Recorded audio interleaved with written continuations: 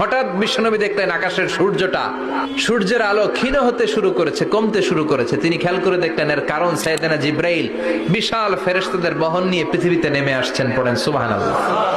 এসে বললেন, ইয়া রাসূলুল্লাহ, আমি 1,40,000 ফেরেশতা নিয়ে নেমে এসেছি। আপনি কি জানেন না, ঠিক একটু আগে মদিনাতে আপনার এক প্রিয় সাহাবা, তার নাম হচ্ছে মুআবিয়া ইবনে মুআবিয়া আল মুজানি, একটু আগে শেষ নিঃশ্বাস ত্যাগ করেছে।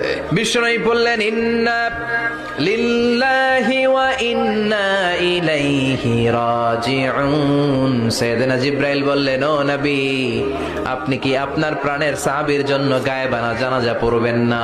বিশ্বনবী বললেন, অবশ্যই পড়ব। সাহাবীদের মধ্যে ঘোষণা দিলেন, ও সাহাবারা, তোমাদের ভাই মুআবিয়া ইবনে মুআবিয়া আল মুজানি কিছুক্ষণ আগে মদিনাতে ইন্তেকাল করেছে। সবাই বাইরে বের হয়ে আসো, এই মাত্র আমরা এই মুহূর্তে আমরা গায়েবানা জানাজা পড়ব। বিশ্বনবী প্রথম কাতারে দাঁড়ালেন, হাজার হাজার সাহাবারা লাইন ধরে দাঁড়ালো। সাইয়েদনা জিব্রাইল 1,40,000 ফেরেশতা নিয়ে সাহাবাদের পেছনে দুইটা লাইনে দাঁড়িয়ে গেলেন। প্রথম লাইনে 70,000, দ্বিতীয় লাইনে আরো 70,000।